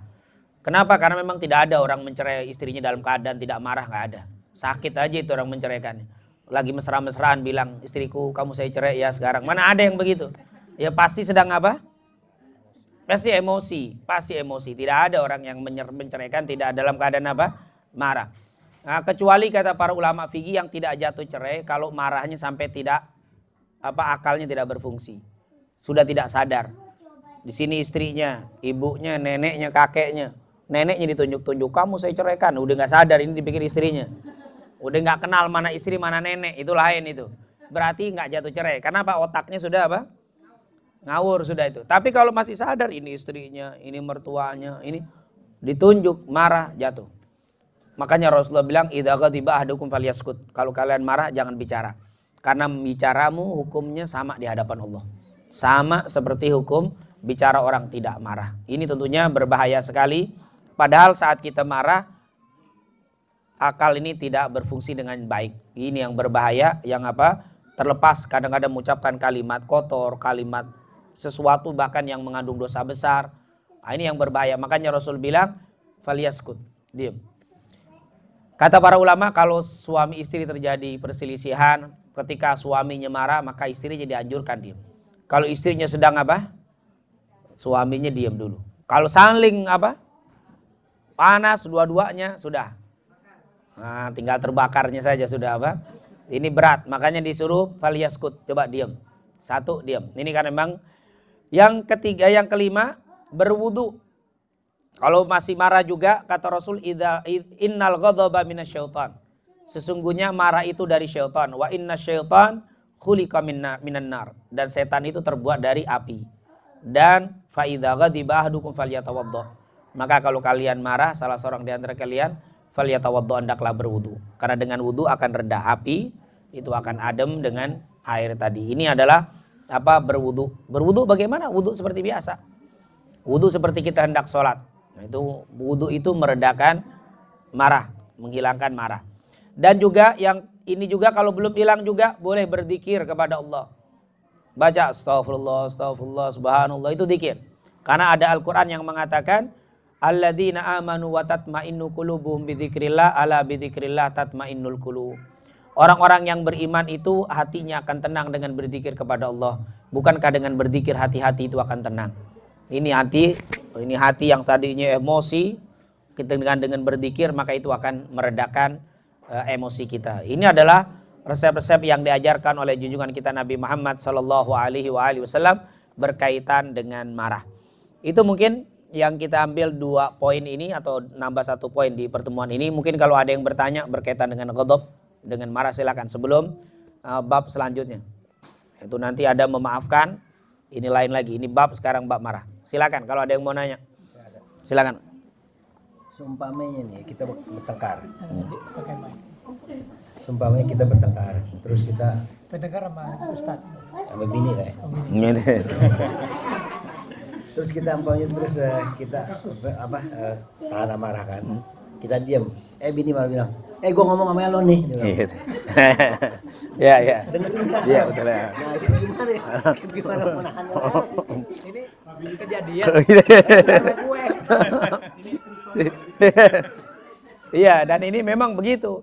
Ketika kita marah atau ketika istri marah, kita diam, kadang-kadang ditantang untuk apa? Oh diam aja, diajak untuk kita marah. Tetap kita ingat Rasul sallallahu alaihi wasallam. Kita ingat Rasulullah sallallahu alaihi wasallam, tetap kata Rasul diam, tapi kata istri suruh apa? Bicara, maka jangan. Diam, semakin kita bicara dia akan pasti apa? Manas. Nah, lebih baik di sini jangan ikuti, karena istri disuruh ngomong, saat saya kalau diem saya apa? Tambah diomelin, enggak. Justru ketika dibiarkan, dibiarkan dia diangguk-angguk itu lama-lama kan apa? Reda. Tapi kalau kita, karena memang yang memerintahkan kita untuk diem Rasul sallallahu alaihi wasallam. Jadi istri nyuruh atau suami nyuruh, Rasul nyuruh juga, ikuti Rasul sallallahu alaihi wasallam. Insyaallah itu yang akan apa? Yang lebih baik untuk kita lakukan daripada mengikuti. Jadi tetap walaupun dia ngajak jalan apa bicara, tetap kita apa? Jangan diikuti. Diamin. Silakan. Balas dendam nih.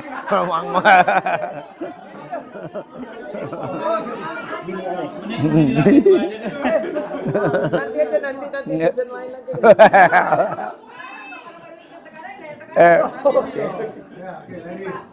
Saya dari kecil, ya maksudnya dari kecil udah Islam.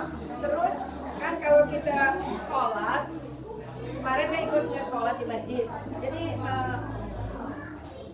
rumahnya tuh ustadznya baca Quran. Terus kita baca Quran juga gitu. Kok orang sholat gimana bisa baca Quran? Gak boleh kan itu sebenarnya Pak? Ya. Imam yang baca itu. Imamnya baca Quran. Oh makmumnya. Nah. Makmumnya baca Quran juga. Dan setahu saya kalau kita sholat kita mesti full concentrate gitu kan. Nah itu gimana itu? Iya. Iya, bagaimana kalau kita ikut sholat berjamaah dan kita makmum, imamnya baca, terus kita ikut baca Quran dengan melihat ya, bahwa pegang Quran ya. Ya, jadi kita nyimak kalau bahasa kita, menyimak bacaan Quran ini. Yang pertama, memang yang afdolnya kita cukup mendengar. Nah, kita nggak usah apa-apa pegang Quran begitu, lebih afdol menyimak saja, mendengarkan apa yang dibaca oleh imam. Itu yang paling afdol. Tetapi kalau menyimak pun sebagian ulama mengatakan selama tidak banyak gerak tidak batal. Selama tidak banyak bergerak itu tidak batal. Terutama untuk yang di belakang imam sebagai penegur kalau si imam salah. Nah, misalkan kita lagi mau menghatamkan Quran. Nah, itu ada yang nyimak itu yang tapi kita yang nggak menegur cuman hanya lebih baik kata ulama, lebih afdolnya dengarkan saja. Fa idza quri'al Qur'an fastami'u lahu wa ansitu la'allakum turhamun. Jika dibacakan Al-Qur'an maka dengarkan dan perhatikan, itu akan kalian mendapatkan kasih sayang Allah. Berarti di sini cukup kita mendengarkan, memperhatikan, itu lebih afdol dibanding kita banyak apalagi pakai Quran nambah banyak gerakan. Banyak gerakan ini akan lebih tidak bagus, lebih baik kita ikut saja. Kecuali tadi ya, si penegur imam yang di belakang itu kebetulan ini sudah merujuk untuk menghatamkan Quran, boleh. Karena takut kelewatan si imam tidak ada yang menegur. Allah alam bisawab. Apalagi imam tidak perlu maksakan diri untuk baca Quran. Allah bilang dalam Al-Quran dan juga di dalam hadis Rasulullah sering mengatakan, dikatakan? Faqra'u ma tayassara ma'aka minal Quran. Bacalah yang kamu bisa dari Al-Quran. Jadi jangan maksakan kita untuk membaca biar banyakkan bacanya ayatnya, nggak usah. Apa yang kamu bisa, yang enteng baca saja itu. Itu jadi bukan sesuatu yang dipaksakan untuk menghatamkan Quran sampai lihat Quran membaca menjadi sholat menjadi imam. Jangan. Faqra' ma tayassara ma'aka minal Quran. Bacalah apa yang mudah bagimu dari Al-Quranul Karim. Alhamdulillah tidak menyulitkan umat di dalam mendirikan sholat. Karena itu adalah sunnah ya. Membaca Quran itu adalah membaca ayat-ayat, surat-surat di dalam sholat itu adalah sunnah. Kecuali Fatihah adalah rukun. Wallahu a'lam bishawab. Jadi kalau dikatakan batal tidak, tetapi lebih afdolnya tidak usah, kita cukup mendengarkan imam, insya Allah itu akan mendapatkan kasih sayang Allah. Wallahu a'lam bishawab. Silakan lagi. Bebas pertanyaan. Itu kayaknya biasanya. Silakan. Boleh. Assalamualaikum warahmatullahi wabarakatuh. Waalaikumsalam warahmatullahi wabarakatuh. Ini sambut paut dengan marah tadi Ustaz, kalau misalnya kita kan sekarang lagi hidup di Amerika gitu kan, banyak umat muslim itu jadi sorotan itu. Terus, banyak yang mungkin kurang suka juga dengan agama yang Islam yang kita jalani. Terus suka ada misalnya jelek-jelekan, kartun dan segala macam. Beberapa pihak mungkin reaksi dengan secara ekstrim gitu ya. Kita sebagai umat muslim reaksinya harus bagaimana gitu. Sementara di lain sisi kalau nggak salah ada hadis juga, kalau kita melihat kemungkaran lemah-lemahnya iman, kalau kita misalnya berdiam aja gitu kan, jangan kita berbuat sesuatu. Cuman kita juga kan tidak bisa berbuat sesuatu yang malah menjadi hal yang negatif. Jadi kira-kira menurut Ustaz sarannya apa yang harus kita lakukan? Waalaikumsalam warahmatullahi wabarakatuh. Memang di dalam Al-Quran Allah katakan kuntum khaira ummatin ukhrijat linnas ta'muruna bil ma'ruf wa tanhauna 'anil munkar. Kalian ini adalah umat yang terbaik karena di dalam diri kalian itu ada melaksanakan untuk menyuruh kebaikan dan mencegah kemungkaran. Jadi kita menjadi terbaik kalau ada mencegah dan menyuruh pada kemungkaran, itu mencegah kemungkaran, menyuruh kebaikan. Itulah umat yang terbaik. Kemudian juga dari hadis tadi yang dibacakan, man ra'a minkum munkaran falyughayyirhu bi yadihi fa illam yastati' fa bi lisani fa illam tastati' fa bi qalbi wa dzalika adzaful iman. Apabila kalian melihat sebuah kemungkaran, rubahlah dengan tangan kalian, maksudnya dengan kekuasaan kalian. Kalau memang tidak bisa, maka rubahlah dengan lisan, nasihat, teguran. Tidak bisa dengan hati.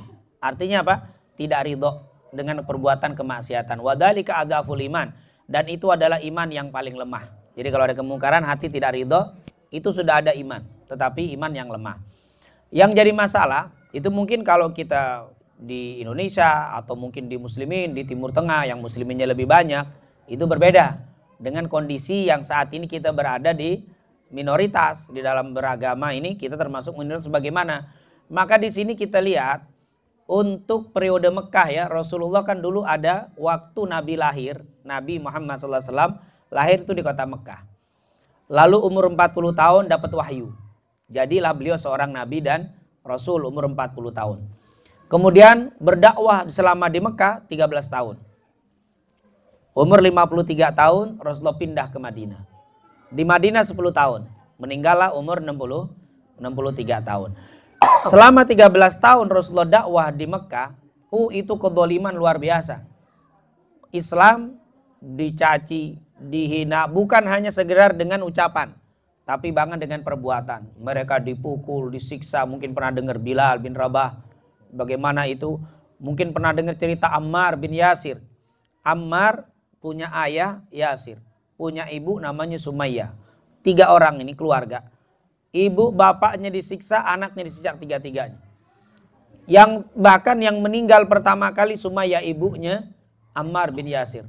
Makanya kata para ulama, syahidah pertama, orang yang mati syahid pertama dalam Islam adalah wanita, yaitu Sumayyah. Itu ibunya daripada Ammar bin Yasir.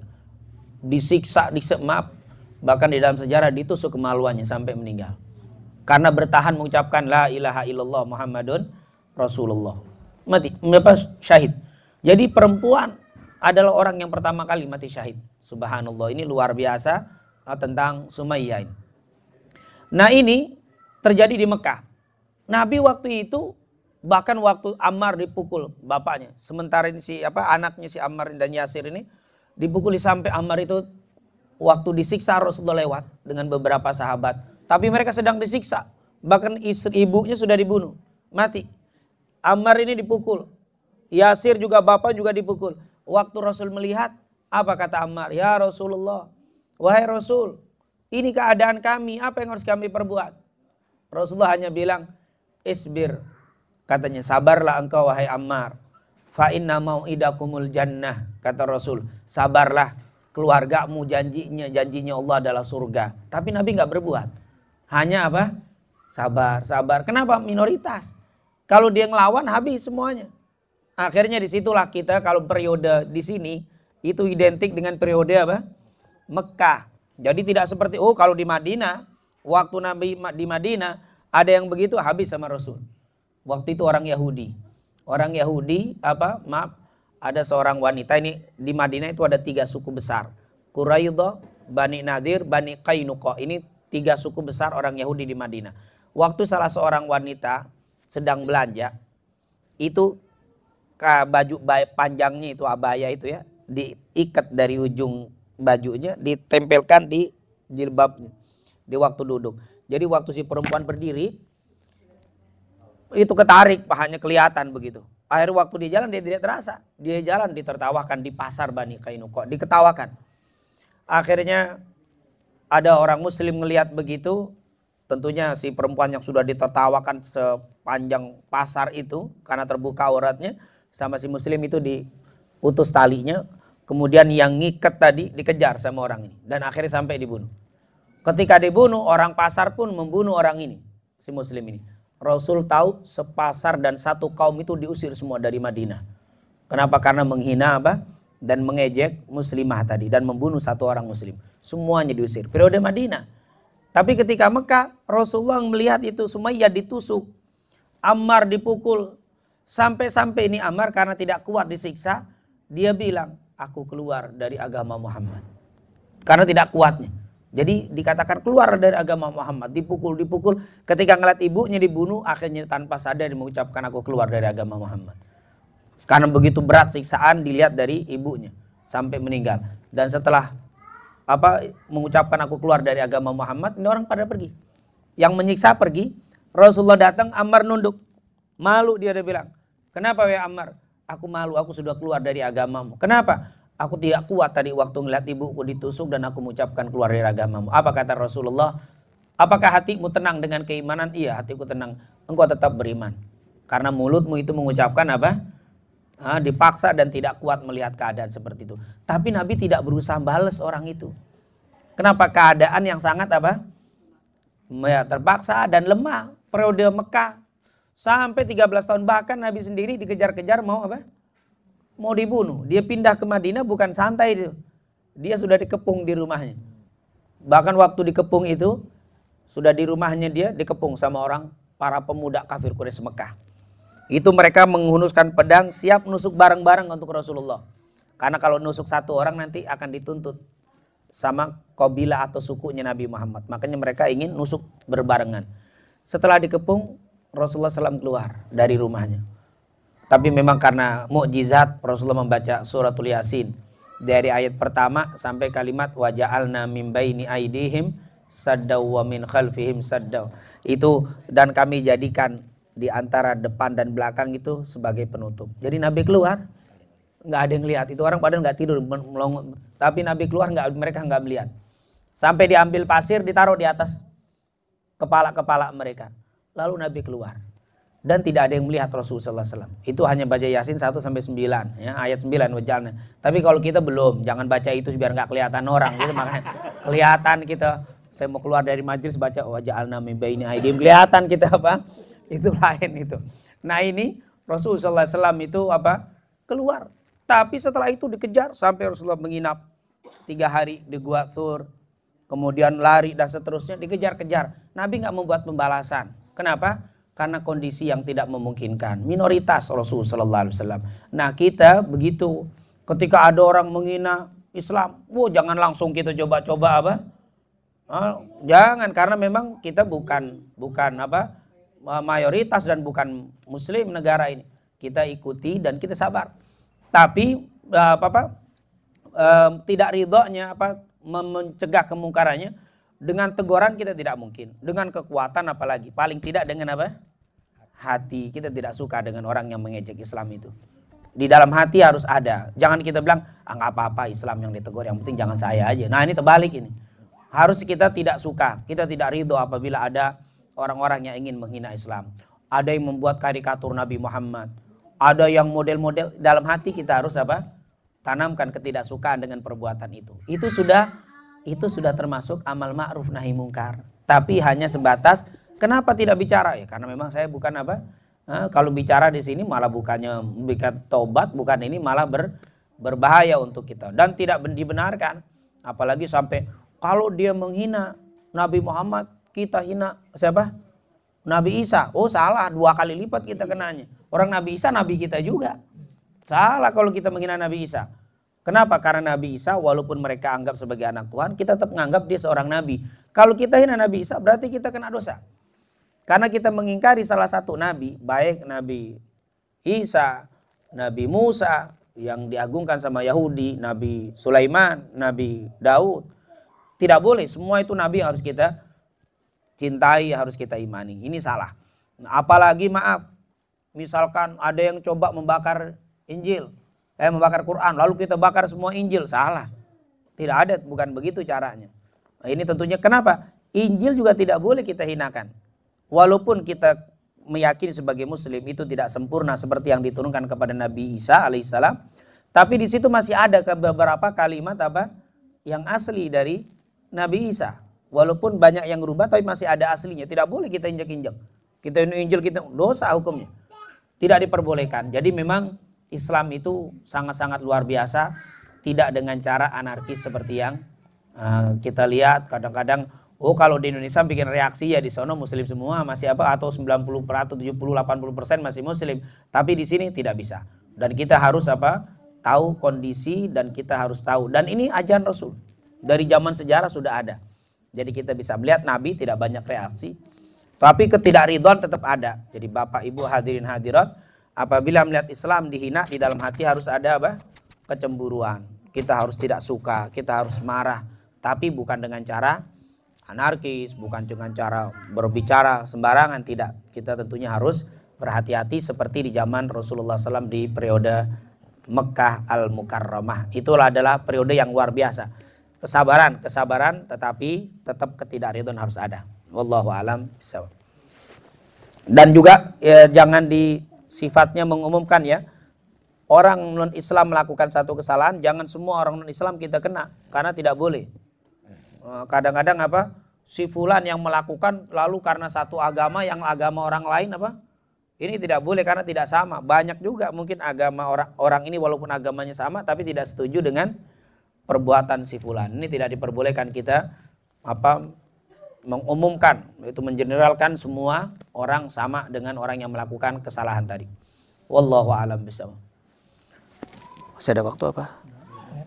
Sudah habis ya. Baik, kita tutup majelis kita dan insya Allah kita akan kembali nanti mempelajari syariatnya Rasul Sallallahu Alaihi Wasallam pada pertemuan esok hari di rumah